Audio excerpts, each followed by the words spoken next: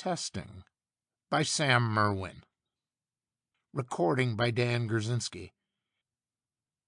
A terrestrial journalist once described the plight of a space pilot on a solo interstellar trip as being similar to that of a flea on one of the great stone dogs of Planet 6, Betelgeuse. All that vast expanse to plunder and no way of getting at it. To echelon leader Hannibal Pryor, the simile was apt. It was aggravated by the fact he was an unwilling flea. If his chief and sponsor, Star Marshal Stefan Lopez, had not backed the losing side on the last Sirius 9 plebiscite, Pryor would have been piloting the immense star battleship Erebus, from which the Planet Buster was to be dropped. Instead, he had been assigned this miserable chore of checking Rigel IV, the planet scheduled for blasting. It was a job that should have gone to a mere ensign, not a veteran echelon leader with 3 comets on his breast. There was nothing to do. His survey route had been plotted in advance by the calculators that crammed the deck below, and precision instruments did all the checking. If Rigel IV were habitable or inhabited, it would not have been selected for the test. The flying laboratory in which he sat would circle it twice, then return under automatic control to the dot in space 3 million kilometers away, 5 o'clock vector, where ships of half the inhabited planets were gathering to watch the test. Wellington Smith, the new chief star marshal, had his own pet pilot for the big job. Hannibal Pryor, as one of Lopez's top men, was out of the big picture. Flying the preliminary milk run, it made acid flow in his veins, and he was getting fat from punching out weird gastronomic combinations on the food board. There was nothing to do but eat, and swill up the non-intoxicating drinks available through the dispenser. The way things stood, Pryor knew he'd be lucky if he made wing chief in 10 years Earth time. Once you were out of the big picture, it took a miracle to pull you back into focus. Idly, Pryor lowered his long, dark-skinned body into the observer's bucket and watched the small golden dot that was Rigel IV swiftly enlarge itself on the screen. It took on a bluish tinge and acquired the fuzzy halo that denoted an atmosphere. The scientists, prodded by the political leaders of Sirius sector, had selected for the sake of thoroughness a planet known to be habitable, though uninhabited, at least by human beings. The Planet Buster had already been tested on the airless satellites of one of the dark stars. Without much interest, Pryor watched Rigel IV fill the screen, gradually becoming convex. He had landed on far too many worlds to be frightened by the effect of its falling upon him as he neared it. Half subconsciously, he noted that the star brakes were working perfectly. He felt a faint jar as the atmosphere engines took over from the star drive. The little lights on the panel flared and flickered in proper sequence as the flying laboratory began its first circuit of a world that was soon to be blasted to stardust. Later, he realized that he must have dozed off. At any rate, he missed the flicker of green light at the left of the panel, and it took the rasping electronic voice that unexpectedly called, "Pilot control, pilot control, pilot control," to awaken him. He muttered, "Diomede," in sheer disbelief as he pushed the button that turned off the voice and took over the controls. It couldn't possibly have happened, and yet the instruments were never wrong. Rigel IV was inhabited by humans. As he brought the ship in along an ever-slowing parabola, Pryor pulled the outspeaker over in front of his mouth and said, "Lab Able calling Erebus. Lab Able calling Erebus. Locator shows humanity on Rigel IV. Locator shows humanity on Rigel IV. Over." He held course and watched the seconds tick by on the call chronometer. 11, 12, 13, 35, 36. A burst of gibberish emerged from the in-speaker until he tuned the unscrambler and heard, "I hear you, Lab Able. Check for inhabitants and arrange immediate evacuation. Check for inhabitants and arrange immediate evacuation. Report when assignment complete. Report when assignment complete. Time is of the essence. Time is of the essence. Over and out. Over and out." Pryor wrestled with temptation. If he put another message through, Unscrambled, stating the situation, interstellar control monitors would inevitably pick it up. Interstellar control was death on any interference with inhabited planets. Interstellar control was already on record as being against the Planet Buster test on a usable world. And not even the new Chief Star Marshal was strong enough to buck IC. Pryor smiled and hummed a little Antarian tune as he slowed Lab Able to hovering speed.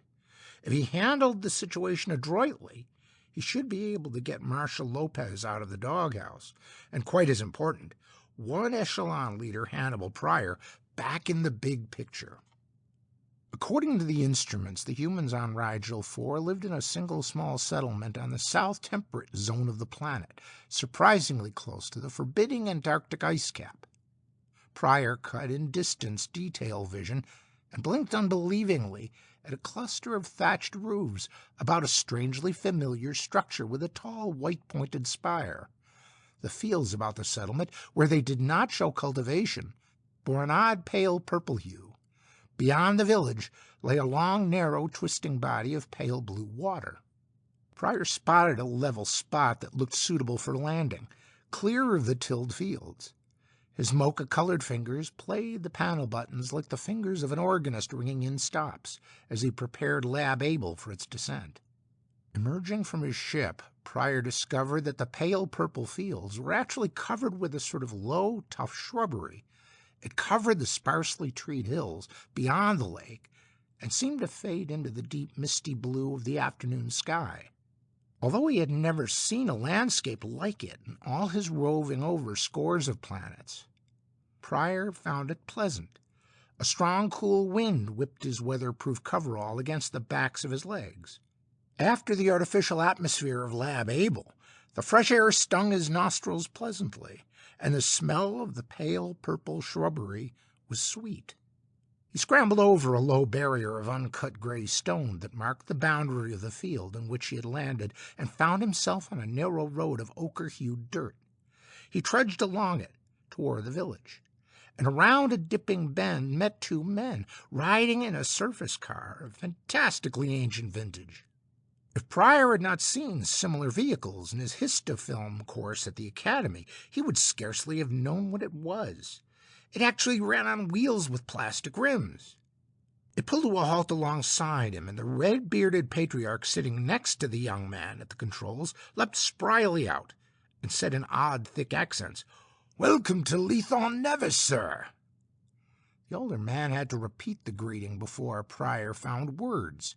There was so much that was astonishing about him. First, his clothing. It consisted of stout shoes of what looked like real leather, long woven socks and brilliant diamond checks, a brief black jacket, and a sort of skirt woven in a complex pattern of blue and green checks, and kept from flaring in the wind by a heavy pouch of some sort of fur. A sort of blanket that matched the skirt was slung over his left shoulder, and an odd-looking flat black bonnet, turned up on one side by an elaborate metal clip, had a headband of the same bright material. Second, his beard. For centuries, all male human children were given facial depilation shortly after birth, and as a result, the old man's luxurious red growth looked both alarming and unsanitary. Third, his skin. It was like that of the young man engaged in turning the vehicle awkwardly about, a pale reddish pink that made Pryor conscious of his own dark normality. When he had recovered from his surprise at encountering such a strange specimen, Pryor returned his greeting and asked to be taken to the chief or leader of the community. The younger man, who had pulled up alongside again, but facing the other way, said, "You're speaking to the Dominie now, sir." His accent was as alien and thick as that of the man with the beard, and his costume was similar, save for minor details. On the way to the village, they had to halt while a flock of buying gray sheep, tended by a husky-looking youngster and a long-haired black-and-white dog, crossed the dirt road. Pryor, who had never seen anything like them before, asked what they were for. The older man smiled and said, "Their wool supplies us with the clothing we wear. Their hides provide us with light leather. Their flesh provides us with meat for the table." Pryor nodded, wishing he hadn't asked. The idea of eating the flesh of living creatures, or recently living creatures, appalled him. He had an idea he wasn't going to enjoy his dinner. The village, with its stone houses and thatched roofs, reminded Pryor of a village in a fairy tale vidafilm. He noted with growing amazement that all the inhabitants seemed to be fair of hair and skin. All wore the gay skirts and bonnets, regardless of sex. He was asked to alight in front of the largest house, one close by the stone church with its white wooden spire. The dominie led him into a room of wholly unexpected comfort and applied flame to a pile of cut logs and a wide stone fireplace. This done, he produced 2 earthenware mugs and a stone bottle and said, "I doubt not but that your mission to Leith on Nevis is important. It is only fitting we indulge in a drop before we come to such matters." The dominie drained his mug without changing expression, but the innocent-looking amber liquid made Pryor gasp. It seemed to burn his gullet, and seconds later start a warming fire in his veins. When he could talk, he gasped, "What was that, dominie?" "That," said the older man, smiling through his beard, "is usquebaugh, the water of life, known to the less ancient as whiskey." "I've heard of it," Pryor managed. He wondered if he weren't dreaming the whole business, and shook himself mentally in an effort to awaken in the prosaic surroundings of Lab Abel. But nothing changed. "I'm afraid," he said, "I've brought you a problem, dominie." He wondered what the word meant. "I've got orders from headquarters, Sirius Sector, to have this planet evacuated at once." Courteously, the older man refilled Pryor's mug, then poured more liquid fire into his own. He said, "And what is the alternative?" "There is no alternative," Pryor replied bluntly. "In a matter of 36 hours Earth time, this little world is going to be blown to smithereens." "I'll say one thing for you, young man," said the dominie. "You don't believe in beating about the bush." He drained his mug once more and added over its rim, "Is the universe at war?" "Not at present, I'm happy to say," said Pryor. "Then I fear your errand is wasted," said the other. "If there is no war, then we shall not evacuate. Even if there were, I should hesitate to uproot my people. They would have to leave so much of what they have wrought and loved behind them." "I assure you," said Pryor, wondering just how stupid the patriarch was, "that you will receive ample compensation." "Can you then arrange ample compensation for human hearts?" the old man asked. Pryor braced himself and drained his mug. To his surprise, the whiskey, or whatever it was, went down smoothly. He said, "I'm afraid you don't understand the situation, sir. This planet, Rigel IV, is the subject for testing of the deadliest new bomb ever made. The experiment is already underway. You and your people must evacuate. Of course, if our plotters had known of your existence, they'd have selected another world to blow up," the dominie finished for him. "I fear they'll have to make the change anyway.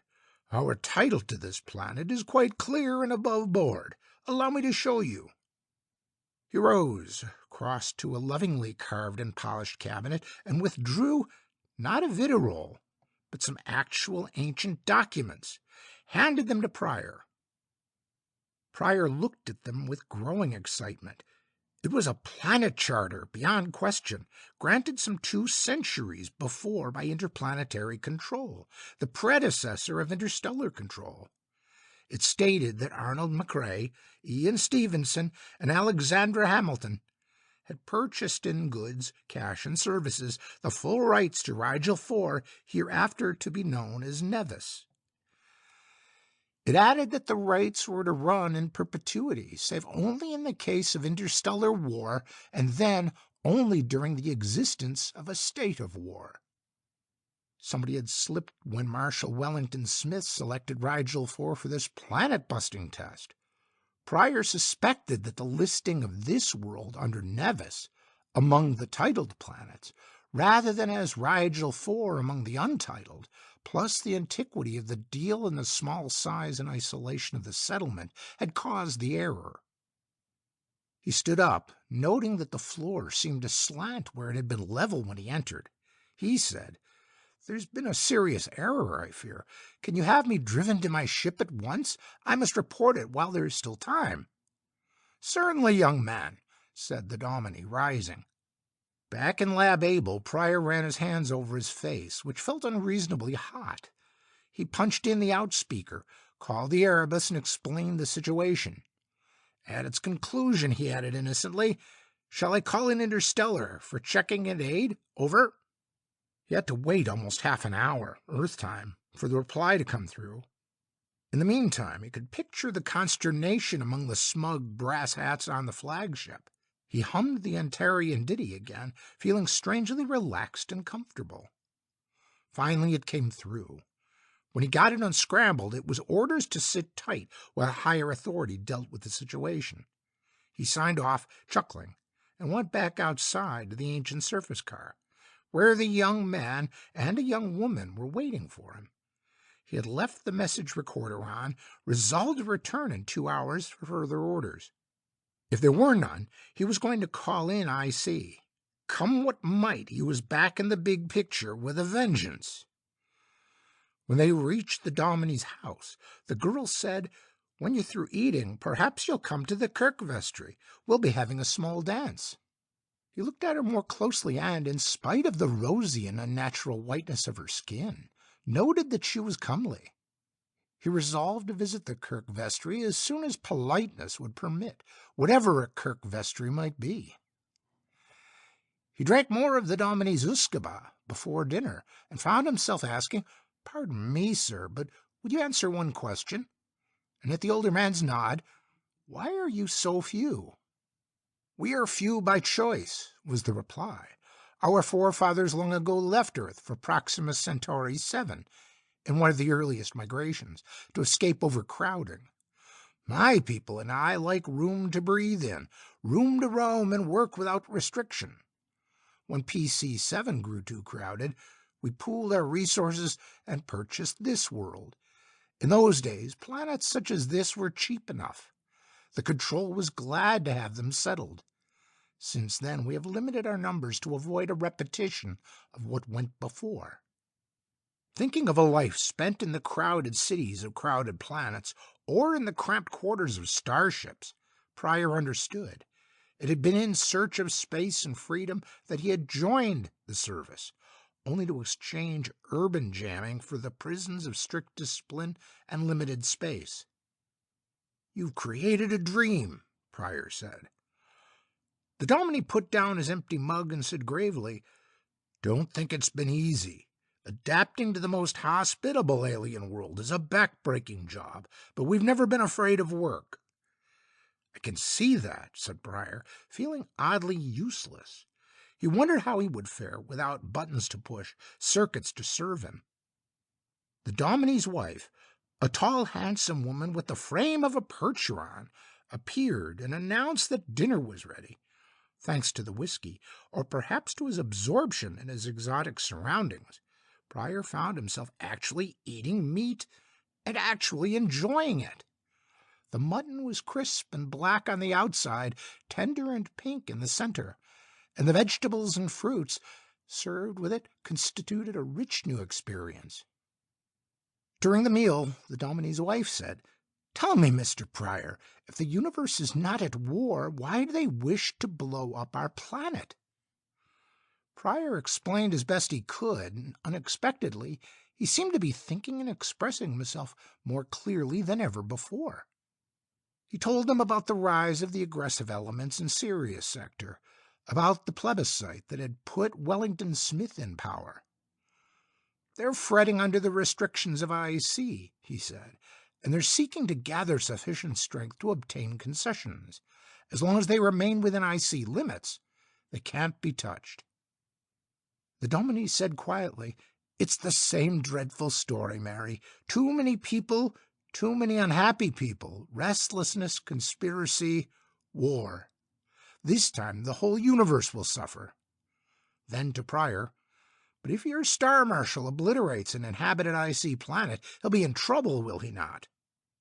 If he should dare do such a thing, and I feel sure he won't, said Pryor, he'll be as good as ruined.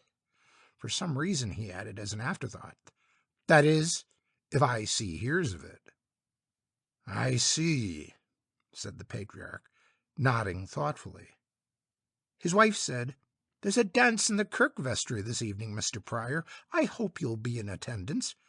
Naturally, you'll honor us by being our guest overnight. Pryor found the Kirk vestry without trouble. It was an extension of the big building with the white spire and less than 50 meters from the Dominie's house. He intended merely to get someone to drive him to his ship and get his message out. But when he heard the shrill, rhythmic combination of bagpipes and fiddle, something stirred deep in his ancestral memory, and he forgot about all else. He danced with the girl of the surface car, and she showed him the steps of the strange dances, and his feet had magic in them. He laughed with the men, and drank more of the whiskey, and the night became a golden whirl of primitive excitement, such as he had never known. He needed the help of 2 of the young men to get him back to the Dominie's house, where he was undressed and put into a soft, warm object they called a bed.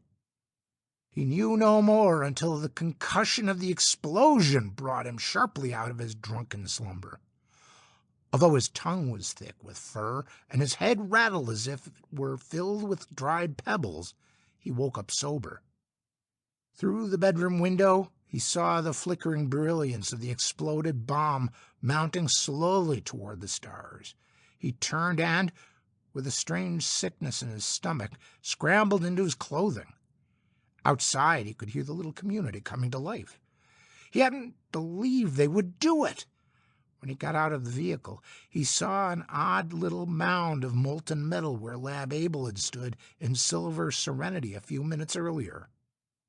Silently, he cursed the ruthless militarists who were going to blast Rigel IV to dust, and cursed his own irresponsibility for not sending the message that would have put a halt to their plans. Somebody said in the odd accent that was already becoming familiar, "What happened, Mr. Pryor?" Pryor thought fast, though his head ached badly. He said, "I hear the drive fuel reached critical mass. It happens once in 100,000 times." It hadn't. It couldn't. But how could he tell them they were as good as dead? And himself with them, of course. He didn't waste time thinking about that. When he got back to the Dominie's house, the wife greeted him gravely. She wore a soft wool robe, and her hair was in odd wisps of paper, and he could tell by the way she looked at him that she knew. "Where can I find the Dominie?" he asked. "He's in the basement of the Kirk," she said, in her soft, untroubled voice. "He asked me to ask you to join him there." "Thanks, ma'am," Pryor replied. There was nothing more to say. The light was dim in the basement. The place smelled of age and dampness, but there was machinery there, a vast pile of it, and the Dominie was hussing around it, wearing a frown. "Ho there, Pryor," he said. "So they blew up your ship?" "They blew her up," said Pryor grimly. "I never thought they'd dare. If only I hadn't made an idiot of myself at the dance, I'd—" The Dominie cut him off with, "It's a bit late for regrets, young man. Come see if we can get this blasted communicator working." Pryor's heart leapt for a moment. He thought he was gaining a reprieve. Then he saw the age and condition of the old set. It was at least a century old, and realized they'd be lucky to get a message out at all before the big one blew them to nothingness. "Come on, Dominie," he said. "Let's have that wrench." They worked through the short night and into the morning that followed. The Dominie's wife brought them a strange herb brew she called tea that reinvigorated them. She said to Pryor, "Sheila and the other girls are very excited. They believe you'll be staying a while now. You'll be the first stranger in many years." Pryor wiped his brow grimly and said, "Well, I'll be here as long as any of them, I guess." "Then there's no hope?" the Dominie asked quietly over his tea. "Oh, we'll get a message out to the IC," said Pryor. "We're almost ready to send, but it will be too late. The bomb is already on its way." "Come on, then," said the dominie, handing his tea back to his wife. "Let's waste no time." They got the message out before the reddish sun reached the meridian, and Pryor said grimly, "That makes their second mistake. They should have blasted the town last night, not just my ship. Their first mistake was in selecting this planet." He looked about him at the placid, happy scene and suppressed a heaving sob. The dominie put a firm hand on his shoulder and said, "Perhaps it's best this way. Perhaps this is why we are here, to prevent the most terrible war of all. After all, there aren't many of us against those who would die if your marshal got his way." Pryor said, his eyes shining with admiration, "You're a great man, dominie, and a brave one." "Let's just say an old one," said the patriarch. "And now, since we have so little time, let's you and I walk to the edge of the loch and look at the hills on the other side. It's a lovely view.